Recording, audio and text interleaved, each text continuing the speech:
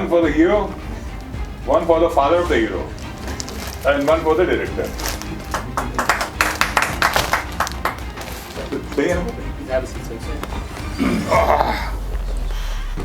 प्रथम यहाँहरू सम्पूर्णलाई एकदमै धेरै धन्यवाद धैर्यताका पूर्वक हामीलाई प्रतीक्षा गरिदिनु भएकोमा मेरो पनि पहिलोपटक यो रङ्गकर्मको इन्टरभ्यू हो बाँकी कुराहरू यहाँहरूले सोध्न सक्नुहुन्छ प्रदीप सरलाई र सम्बन्धित सबैजनालाई Okay, first of all, welcome to Nepal. Thank you.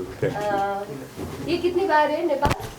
ये मेरे ख्याल से 3rd या 4th टाइम होगा क्योंकि रशो दीर्घा के लिए हम 2 या 3 बार आए और दूसरी बार मैं इसके लिए आया हूँ तो it will may be the 5th trip.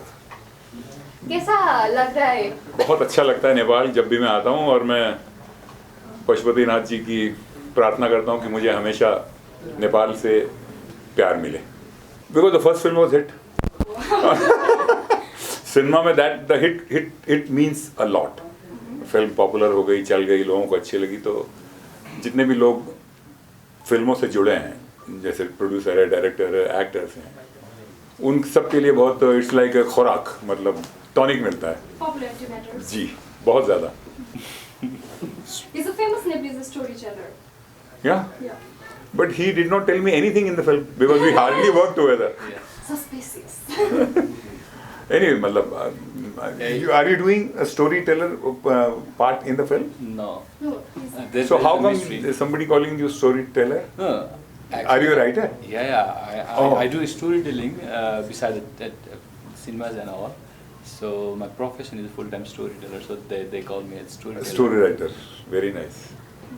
Okay सयकृषिलाई चाहिँ कस्तो लाग्छ हाम्रो प्रदीप राउत होइन अनि त्यसपछि अहिले फर्स्ट टाइम नै होला हजुरले भेट्नु भएको किनभने फिल्ममा सँगै काम भएको छैन भनेर भनिसक्नु भयो होइन अहिले भेट्दाखेरि चाहिँ कस्तो लाग्यो त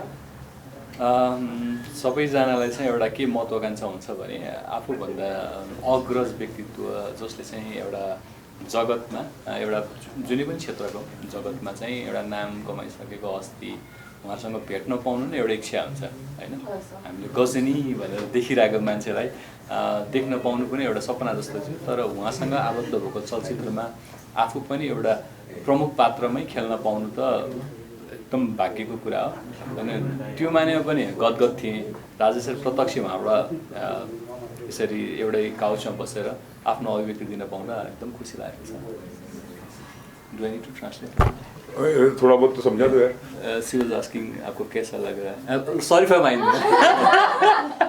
and I said that meeting a legend is itself in blessing अरे यार दिस इज आपने बहुत ज़्यादा बोल दिया देखिए अलग अलग किस्म के एक्टर कभी कभी अब अलग अलग कंट्री के एक्टर हैं कभी कभी मिल लेते हैं ये अपने आप में ऑब्वियसली कोई भी एक्टर लंबे टाइम तक सर्वाइव करता है फिल्मों में तो इसका मतलब 2 चीज़ें हैं एक तो उसका भाग्य अच्छा है दूसरा उसका काम भी अच्छा है साइन्टिस्टले मैले सोधेँ हजुरलाई त योभन्दा अगाडि धेरै फिल्मबाट अफरहरू आएको थिएन तर तपाईँले आबाट आमाले किन रोज्नु भयो चन्द्रजी लिसन टु इट है ओके यस्तो म अभिनेता भएको थियो भने म धेरै अगाडि नै पनि आइसक्थेँ मेरो पूर्णकालीन कर्म चाहिँ कथासँग सम्बन्धित भएको कारणले म त्यसमा एकदम मजा लिइरहेको थिएँ र अझै पनि निरन्तर लिन्छु नै होइन तर त्यो भन्दै गर्दाखेरि सानोमा कहीँ न कतै हिरो बन्ने अथवा चलचित्रमा एक्टिङ गर्ने सोच त सबैको हुन्छ अनि त देख्दा पनि ठिकै छ हिरो बन भनेर जिस्काउने पनि धेरै हुन्छ नि त्यो साथीहरू त्यो कुरालाई मैले एकदम सिरियसली लिँदैन थिएँ अनि जब मेरो स्टोरी टेलिङ पिकमा पुग्दै जान थाल्यो अनि सबैले चाहिँ तपाईँ चलचित्रमा अब कहिले देखिने भन्दा त्यो मजाक नै यथार्थमा परिणत हुँदै गयो कि अनि चाहिँ त्यसपछि फिल्महरूबाट अफर आउन थाल्यो अनि मैले चाहिँ म जस्तो छु त्यस्तै देखिन पाए चाहिँ ठिक छ तर मैले आफूलाई रूपान्तरण गर्न पर्यो भने अझ बढी मेहनत गर्नुपर्छ र त्यसको लागि मैले समय दिनु पर्यो त्यसकारणले म अलिकति समय लिएर नै आउँछु भन्ने सोच थियो तर चन्द्रजीले मलाई के गरेर अप्रोच गर्नुभयो भने सायकसी मलाई अरू चाहिएको होइन है मलाई तपाईँ जस्तो हुनुहुन्छ नि अन एन्ड अफ क्यामेरा त्यस्तै मान्छे चाहिएको हो त्यसकारणले तपाईँ स्टोरी टेलर भन्ने क्याप चाहिँ निकालेर आउनुहोस् तर तपाईँ जस्तो स्वभाव र प्रकृतिको हुनुहुन्छ हामीलाई राम भन्ने क्यारेक्टर त्यही चाहिएको भन्नुभयो त्यस पछाडि म कन्भिन्स भएको भनेपछि कथाले नै तपाईँलाई छुयो कथाले त obviously चिन्छ। So Pradeep sir, you are known as action hero in India, but how you prepared yourself to do how you prepared yourself for Nepalese movie and especially on culture and so. Are you talking about Abatama? Yes. Are Abatama is such a strong story and very. Cultural movie and emotional.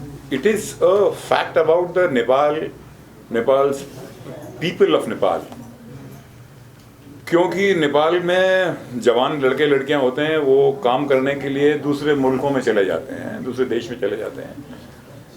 और जैसे हम काम करने के लिए अपना शहर छोड़ के बम्बई आते हैं और फिर बम्बई में ही रह जाते हैं, तो अपने गांव हम जाते ही नहीं हैं वापस, थोड़ा बहुत जा पाते हैं। Exactly same is happening in Nepal for so many years. So this is a masterpiece. This story is a masterpiece and the bloodline of Nepal. तो obviously जब मुझे चंद्र भाई ने ये कहानी सुनाई तो मुझे बहुत अच्छा लगा। मतलब मैं तो I became very emotional. It is a fact. और हर माँ बाप या बड़े बुजुर्ग तरसते रहते हैं अपने बच्चों को देखने के लिए। तो आवाटामा तो इसे ज़बरदस्त कहानी है और सच्चाई है, फैक्ट है फॉर इयर्स। तो ये फिल्म तो जब ऑब्वियसली बाहर आएगी देखने के लिए तो मुझे लगता है कि बहुत ही लोगों को बहुत पसंद आएगी, क्योंकि ये उनकी अपनी खुद की कहानी है, हर घर की कहानी आवाटामा है।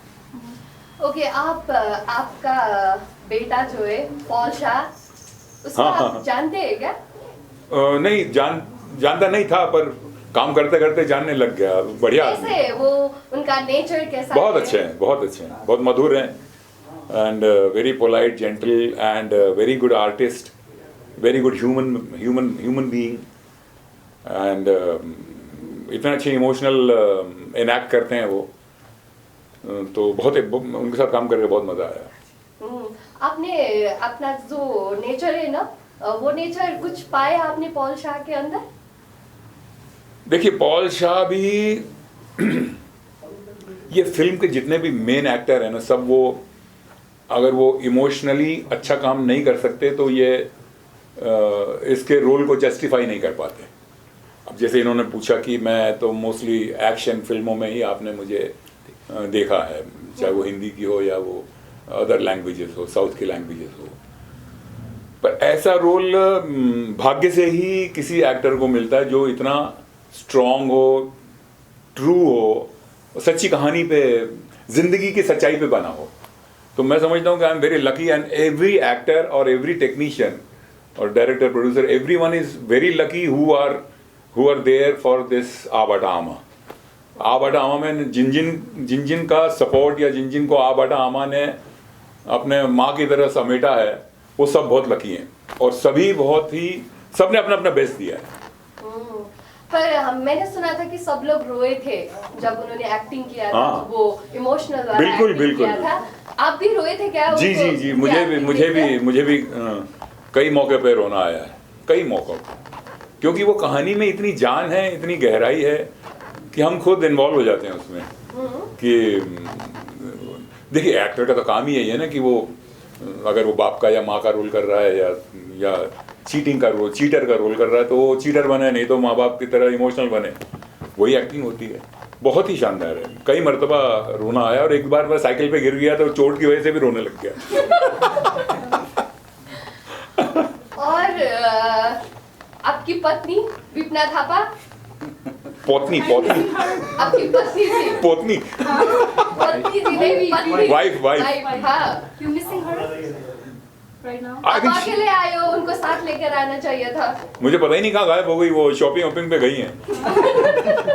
नहीं, वो बहुत अच्छी, no she is a very, क्योंकि मैं उनको हमारी लास्ट फिल्म रसो दीर्घा से भी जानता हूँ ना, उसमें हम लोग वी वर इन अपोजिशन, वो और हम एक तरह से थोड़ा टकराव था उस फिल्म में। तो बहुत ही मंझी हुई, मतलब she has a very great experience in acting field. तो बहुत अच्छी एक्ट्रेस हैं, बहुत अच्छी ह्यूमन बीइंग हैं, बहुत विनम्र हैं और मधुर हैं, बहुत she is a very good lady. तो it is always big plus point to work with such people.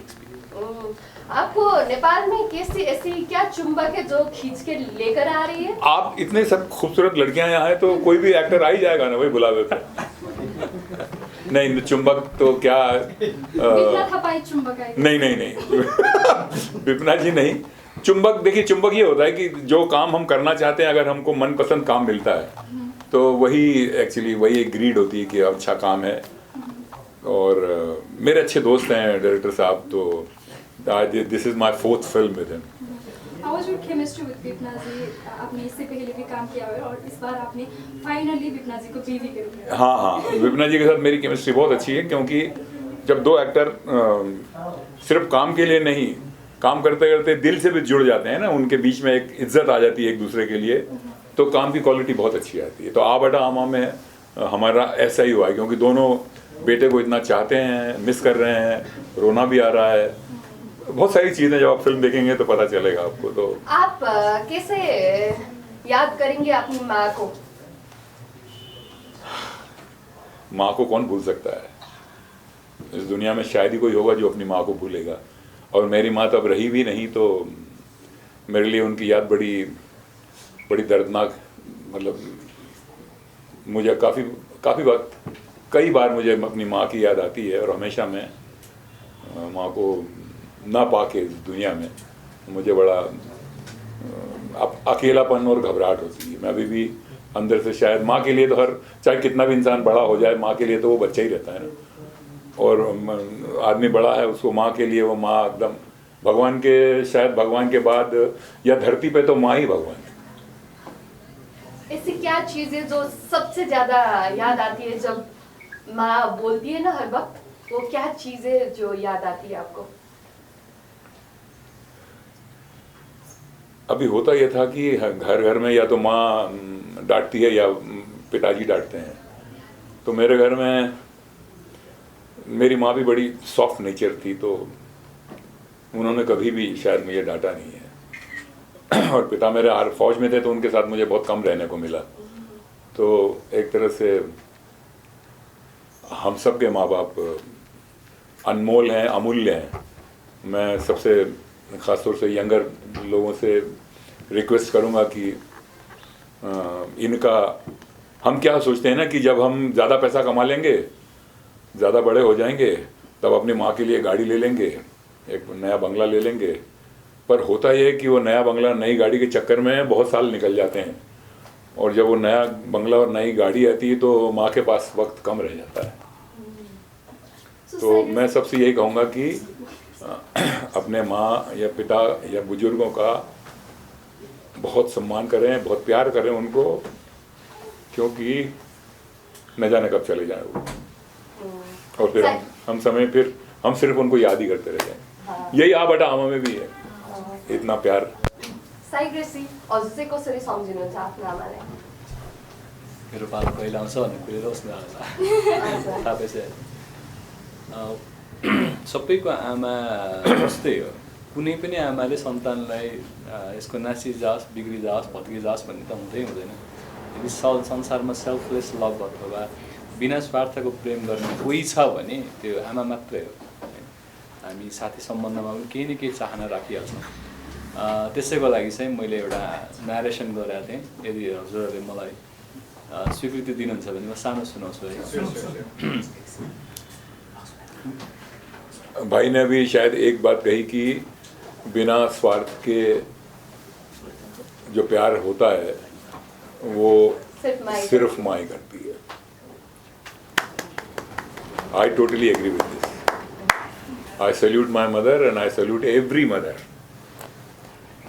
मेरी आमालाई एउटा नयाँ चोली किन्न सकूँ, मेरी आमालाई एउटा नयाँ चोली किन्न सकूँ, सुनिरहूँ झैँ लाग्ने उनको मिठो बोली किन्न सकूँ, मेरी आमालाई एउटा नयाँ चोली किन्न सकूँ, मेरी आमालाई कहिल्यै कुनै रोग नलाग्ने औषधिको एउटा गोली किन्न सकूँ, मेरी आमालाई एउटा नयाँ चोली किन्न सकूँ, मेरी आमालाई खुसी भएर रमाउनलाई एउटा भोलि किन्न सकूँ, मेरी आमालाई एउटा नयाँ चोली किन्न सकूँ, मेरी आमा जस्तै असल नारीको एउटा डोली किन्न सकूँ, मेरी आमालाई एउटा नयाँ चोली किन्न सकूँ, मेरी आमालाई टाउको लुकाउनलाई एउटा खोली किन्न सकौँ, मेरी आमालाई एउटा नयाँ चोली किन्न सकौँ, कहिले कुनै रोग नलाग्ने औषधिको एउटा गोली किन्न सकौँ, मेरी आमालाई एउटा नयाँ चोली किन्न सकौँ। वाह, कुछ समझ आया प्रदीप सर? और माँ के बारे में बोल रहे हैं, अम्मा लाई मतलब माँ ही होंगी ना, वो उतना ही समझ में आया। माँ की तरह तारीफ I कर wish रहे I हैं। can buy happiness for my mother. वाह वाह वाह, क्या बात है। साइग्रेसीलाई चाहिँ प्रदीप सर तपाईँको बाबा भन्नु होइन, बाबा साउथ इन्डियन एक्टर पनि हुनुहुन्छ, नेपालमा चाहिँ नेपाली फिल्म इन्डस्ट्रीमा तपाईँ पहिलोचोटि पाइला चाहिँ त्यो हुनुहुन्छ, तर पनि धेरै एक्टरहरूको काम त देखि नै रहनु भएको होला, फिल्म थिएटरमा पनि उहाँसँग काम गरिरहँदाखेरि चाहिँ नेपाली फिल्म इन्डस्ट्रीमा पनि यस्तो चिज चाहिन्छ है, यो चिजहरू चाहिँ हाम्रो एक्टरमा पनि लागु हुनुपर्छ भन्ने जस्तो केही फिल गर्नुभयो? यहाँलाई एउटा कुरा म स्पष्ट पारिदिन्छु, मेरो सुटिङ स्लट र सरको सुटिङ स्लटको टाइम चाहिँ सरको सकिएपछि मेरो इन्ट्री भएको हो। त्यस कारणले हामी स्क्रिनमा सँगै सेयर नगरे पनि हाम्रो कनेक्सन एकदम स्ट्रङ छ है। त्यस कारणले चन्द्रजी चाहिँ यस्तो डिरेक्टर हो जसले चाहिँ बलिउडको स्वादन, बलिउडको प्रविधि चाहिँ नेपालमा भित्राउनु भएको छ। त्यस कारणले टेक्निकल टिम पनि त्यहाँबाट इन्फ्लुएन्स भएर अलिकति टेक्निकल रिच आउटपुट निकाल्नु भएको मैले भेट्टाएँ। किनभने चलचित्रमा मेरो डेब्यू पहिलो होला, तर चलचित्रसँग सम्बन्धित कर्म चाहिँ मेरो पहिलो होइन होइन। कहीँ कतै स्क्रिप्टमा काम होला, कहीँ कतै प्रोडक्सन युनिटमै मैले त्यहाँ प्रत्यक्ष इन्भल्भमेन्ट छ मेरो। त्यस कारणले मैले देखेको छु है। अनि यो चलचित्रमा चाहिँ सायद उहाँको इन्भल्भमेन्टमा भएर पनि होला, वा चाहे हाम्रो डिरेक्टर साहबको अरू एक्सपिरियन्सले गरे पनि होला, प्राविधिक हिसाबमा चाहिँ एकदमै एउटा प्रोडक्सन भ्यालु चाहिँ रिच भएको मैले पाएँ। र प्रदीप सरसँग मेरो स्क्रिन सेयर नभए पनि हाम्रो स्टोरी यस्तो कनेक्ट हुन्छ कि म बिना प्रदीप सरको स्टोरी अधुरो छ, प्रदीप सर बिना फेरि मेरो स्टोरी अधुरो छ। त्यस कारणले त्यो हेर्नको लागि चाहिँ मार्च 16 मा यहाँले हेर्नुपर्छ। Okay, thank you so much तपाईँहरू दुवैजनालाई। अनि त्यसपछि प्रदीप जी के साथ हम फिर से विपना जी के साथ बात करेंगे। जी जी जी, अभी के लिए थैंक अभी यू सो मच। अच्छी बात है। Thank you very much. So much साइग्रेसी हजुरलाई।